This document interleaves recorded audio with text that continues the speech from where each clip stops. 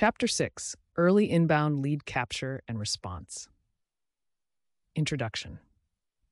I don't want to get too deep into inbound marketing because when you're very early in your go-to-market, it's usually pretty unlikely that people will know who you are, what you do, or that they need you. This is the challenge with selling innovative solutions early on. If no one knows they have the problem you solve, or that there is a solution like yours that can solve that problem, they're not going to be Googling for you or stumbling across your site. Creating content, like blog posts, tweets, infographics, and such, and making sure that they are well SEO'd to engender inbound leads at scale is what is known as inbound marketing. This is a more advanced form of lead generation that we'll get into in a later chapter, as it's typically not appropriate for a very early stage go-to-market. You'd be producing a bunch of content for people who aren't looking for it. There can be exceptions where you're attacking an existing market for cheaper. Kind of like HubSpot took the power of marketing automation like Marketo and Eloqua and brought it to the SMB and mid-market. But I find that these are often the exception, especially when we're talking about acquiring your first 100 customers. When you do get more advanced, there are lots of resources to assist with this, not least Mark Roberge's book, The Sales Acceleration Formula, chronicling analytics-driven sales powered by a robust inbound marketing machine. It's no surprise that this comes from the former chief revenue officer at HubSpot, the company that has done some of the most impressive work at popularizing inbound marketing as a practice. However, at this early stage, even though you won't be focused on manufacturing content for inbound marketing at scale, you will still need a minimum viable inbound lead capture process to capitalize on your outbound appointment setting activity. Why? Well, if your content and messaging are well executed, your outreach will actually end up driving people back to your website, where, if they are convinced by the messaging there, they could easily request a demo. I like to call this outbound inbound, and leads generated that way are some of the best inbound leads you can get. You know that you are only targeting qualified accounts, so inbound leads originating from your prospecting lists are bound to be strong. Standard inbound leads, on the other hand, are a two-edged sword. On the one hand, they're fantastic because they have a lot of intent. That is, prospects are requesting a demo because they're convinced that they are interested by what you are doing and are actively asking you to sell to them. What could be better than that? Well, the downside of inbound leads is that it's the requester who is making this assessment, and he might not be super informed as to what makes someone qualified for your solution. So while he's excited to talk to you, you might not be excited to talk to him. Inbound lead qualification. As we discussed when we covered qualification in the prospecting chapter, you want to be focused on potential customers that have all the characteristics required to have success with your solution, namely the business pain points that you solve and the staff who would use your solution. If they don't meet those criteria, you don't really want to spend your time talking to them. Even if they end up buying, they're not going to have success and they're not going to be happy. Not with your solution, and not with you for selling it to them when you should have known better. Much better for you to instead funnel them away, giving them a good experience even when you're saying, "We don't make sense for you." Then spend your time giving relevant inbound leads a fantastic experience. Qualification is something you'll want to keep in mind at every step, from how you set up your lead capture forms to the questions you ask once you get those leads on the phone. Inbound lead capture forms.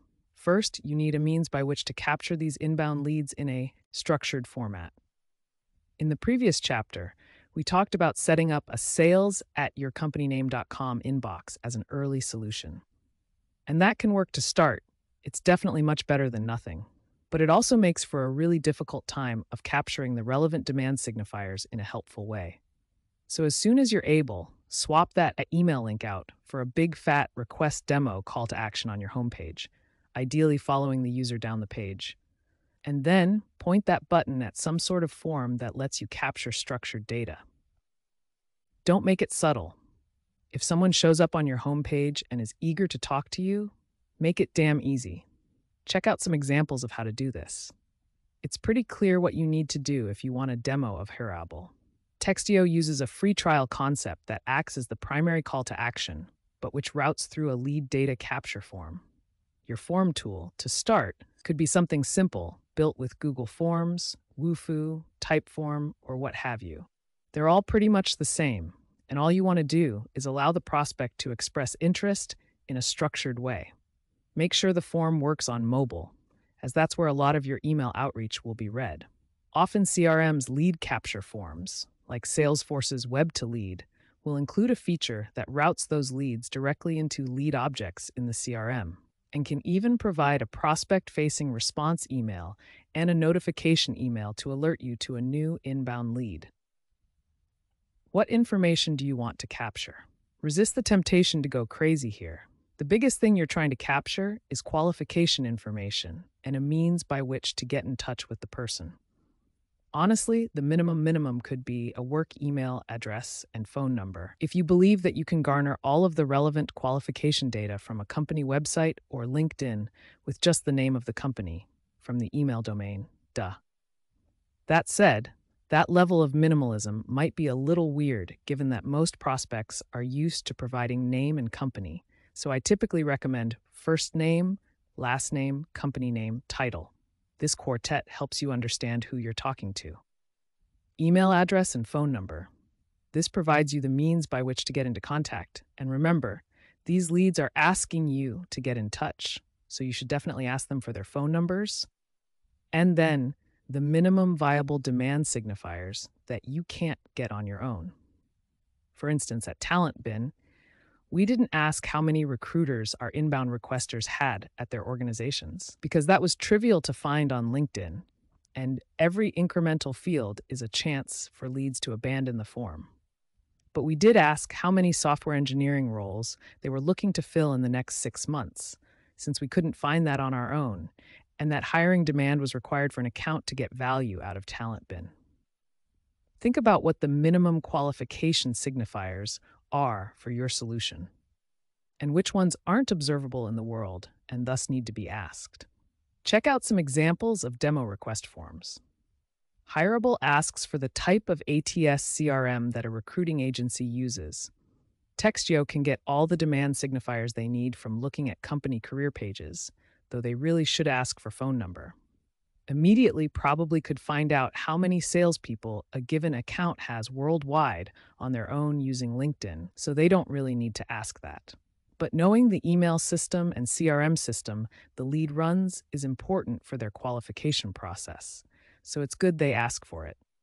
Once you have a form set up, in addition to adding those request demo calls to action on your homepage and other relevant pages on your website, you should make sure it's merchandised in your outreach emails as well. That is, in most of those emails, you likely have a direct call to action, like just go ahead and respond to get something scheduled. But putting a link to your demo request form in your footer is a good addition. Lastly, there are folks who like to get in touch the old-fashioned way, and for them, that means a phone number. You might think that putting a phone number, even if it's just for your cell phone, might lead to unwanted things like vendors calling you or unqualified leads calling you and wasting your time. I assure you, your bigger problem is people not caring about you, rather than there being too much inbound. Instead, consider the decision maker who is interested in getting a response really quickly and used to doing business on the phone. Do you sell to salespeople? To recruiters? They're frequently verbal people, not text people, staring at your demo request form, dozens of which they've filled out so many times before with nary a response. Plus, typing is hard, and so she closes the tab instead of requesting that demo because you didn't populate a number. Populating a phone number somewhere on that demo request form gets you that demo. And make sure that phone number has a voicemail box that is checked for when it isn't monitored is a good thing to have. If you do get to a point where there's too much irrelevant inbound and it's legitimately a waste of your time, I'd be shocked. You can always take it down later.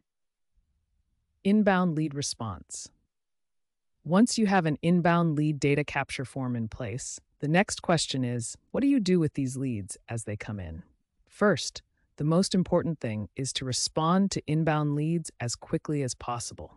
This is something that organizations screw up constantly, thinking that because someone is asking to talk, they're happy to do it now, later, tomorrow, next week. This is completely false. Instead, what you have is a prospect who passed the threshold of sufficient interest in your solution and has made herself available right now. The key thing to understand is the right now component, as in, this can change because other priorities pop up. She finds another solution to her problem. How do you think she found you? She's actively trying to solve this problem, or a myriad of other reasons. The pace at which this interest falls off is incredibly rapid. As surfaced in research done by MIT Sloan and InsideSales.com, there is a 100x drop-off in contact rates between leads that are contacted within 5 minutes of submitting a lead form and 30 minutes. And it's a 10x drop-off just between 5 minutes and 10 minutes. As you can tell, responding to a qualified lead quickly is pretty darn important.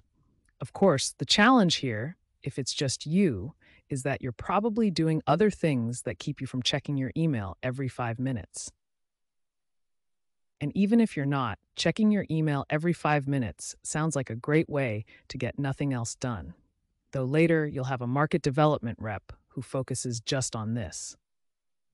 That said, you should certainly make sure that your lead generation form provider can, at a minimum, send a new lead notification to an email address of your choosing, including the information that was provided by the prospect, especially phone number, so you can call her right away from wherever you are.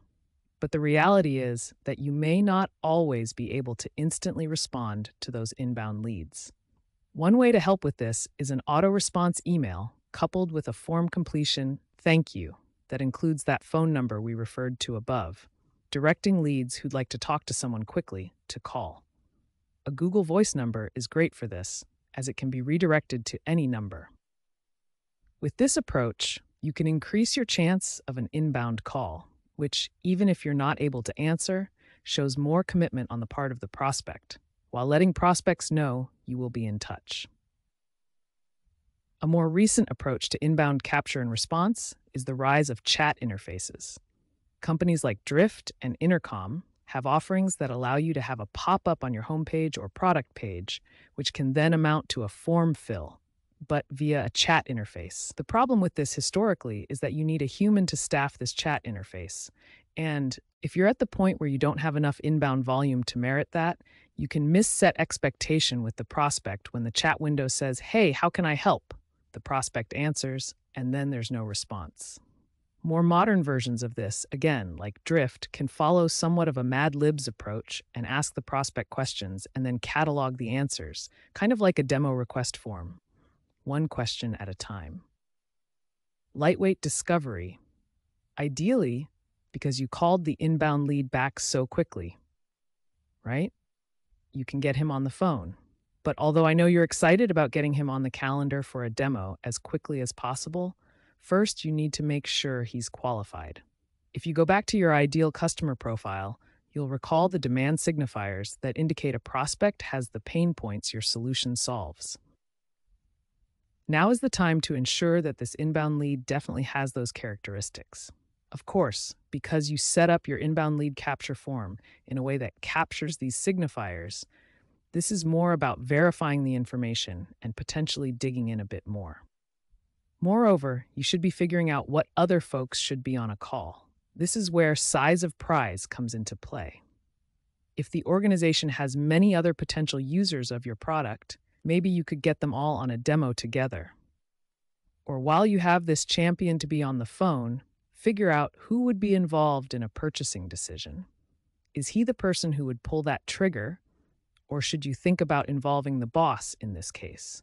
These are all valid things to consider, which we'll talk about more when we cover discovery in the pitching chapter. If, for whatever reason, it turns out that the individual and his organization aren't qualified, it's completely fine to let them know that this isn't relevant to them. Of course, be sure to differentiate between a truly unqualified account and a qualified account, for which this is simply an unqualified contact. Qualify the account, not the lead. By no means should you think that because someone came inbound, you are obligated to do a demo for him. Rather, you are being respectful of his time and preventing him from having broken expectations at a later juncture when it finally surfaces that your solution isn't a fit. Worst, of course, would be if he ended up buying your product under a mistaken understanding of what it does and proceeded to feel cheated, all while soaking up your support resources and complaining to his colleagues about it. Let's avoid all that drama right now, okay? If you're respectful and candid about not wasting prospects' time, while making it clear who your solution would be relevant to, you have the chance to convert helpful brand ambassadors who will tell their colleagues about you. This happened frequently at TalentBin, where our technical recruiting customers were so stoked on the product and our delightfully designed swag that they often bragged to non-technical recruiting colleagues about the solution, which is great. This is what you want, but those unqualified folks would then end up coming inbound as leads. As such, it was very important that our inbound market development staff could qualify them. Rather than just putting a meeting on the calendar, they would pivot around the individual to figure out if she might simply be an unqualified contact at a qualified organization. And in that case, work with this contact to loop in more qualified contacts from that same organization. Or alternatively, if the entire organization was unqualified. For TalentBin, that means a company with no technical, healthcare, or finance hiring. For Hireable, that's a staffing agency that doesn't do contingency recruiting. What's your version? Follow up on inbound leads. If, unfortunately, you weren't able to connect the first time you called that inbound lead back, all is not lost. Just as with your pure outbound efforts, even inbound appointment setting takes persistence. In fact, the second thing that people screw up about inbound leads is giving up on them too soon. Again, our friends at InsideSales.com and MIT Sloan figured out that each incremental attempt you make to reach out to an inbound lead adds another 15% chance of contacting them, falling off substantially after the sixth attempt. But after 6 attempts, you should have had roughly an aggregate 90% chance of making contact. So don't give up. Remember, they asked for it, so you have nothing to fear. While you're trying to make contact, definitely make sure to leave voicemails and use your inbound lead response email template to let the prospect know that you're doing your best to reach him. But while persistence is good, you do need to move on after a half dozen attempts or so. There are plenty of fish in the sea, and we need you spending your time fishing. Along the way, just make sure to log your activity in your CRM, or, if you're still in that Google Sheet, the new row you created for this inbound lead, to keep track of who's in process and how many times you've attempted to contact them. Lastly, not every inbound lead needs a call. If an inbound lead comes in and the information that is provided makes it pretty darn clear it's unlikely to be qualified, a better approach can be to send what's known as a hard qualifier email. This would include who the product is intended for and why you think it might not be relevant for that lead, plus an ask to clarify if your thinking is wrong. For instance, something like, "Hi there. Thanks for your interest in Hireable. I had an opportunity to check company name out, and it looks like your recruiting team primarily does temp staffing, as opposed to contingency permanent placement.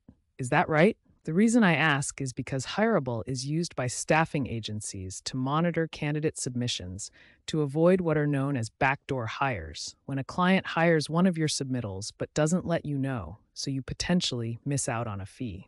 We find that 1 in 300 permanent placement submits ends up being a backdoor hire, so it's potentially tens of thousands of dollars in missed fees. Yikes. More here in this little video. udo.ahujjoc. If I'm mistaken and this sounds like it would be relevant to company name, then by all means, let's get a demo scheduled for you. Please let me know what you think. Best, Pete. This way, if you have a hunch that an account might not be qualified, you can send information over to help them disqualify themselves, while providing some nice marketing messaging in case they want to share it with their buddy who is qualified, saving you both time. Or, if your hunch was wrong, they'll reply letting you know as much, and you can get on your way to scheduling the meeting. While scaled inbound marketing should likely not be a focus for you this early in your go-to-market, There are some basics that will help make sure you are capitalizing on the inbound interest generated by your outbound activity. Moreover, as you start getting early word of mouth from prospects you've demoed, you'll already have a handy system for turning that inbound interest into appointments on the calendar, waiting to be pitched, which we're going to talk about next.